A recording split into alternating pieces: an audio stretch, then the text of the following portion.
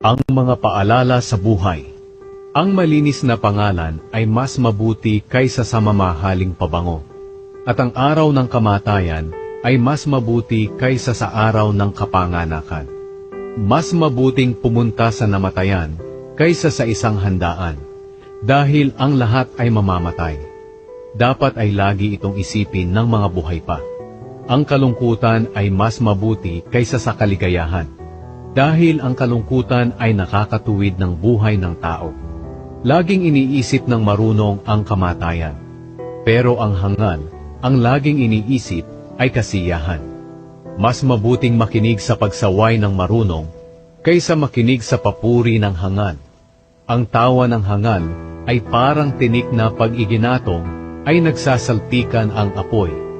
Ito ay walang kabuluhan. Ang marunong kapag nandaya ay para na ring hangal. Kung tumatanggap ka ng suhol, sinisira mo ang sarili mong dangal. Mas mabuti ang pagtatapos kaysa sa pagsisimula.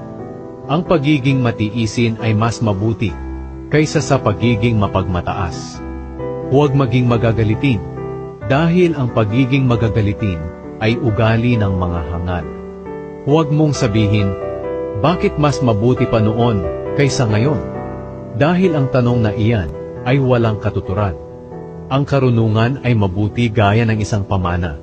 Pareho itong nakakatulong sa mga namumuhay dito sa mundo.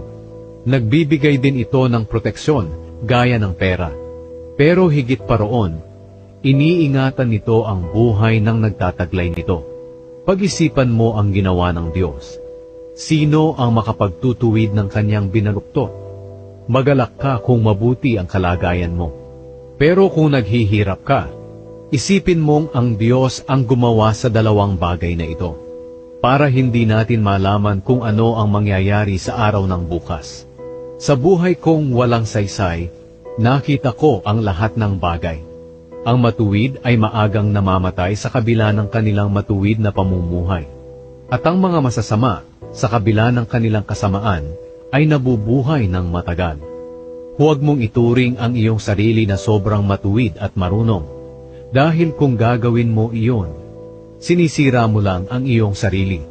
At huwag ka rin namang magpakasama o magpakamangmang, dahil baka mamatay ka naman nang wala sa oras. Huwag kang pasobra sa mga bagay na iyon. Dapat balanse lang, dahil ang taong may takot sa Diyos ay hindi nagpapasobra sa anumang bagay.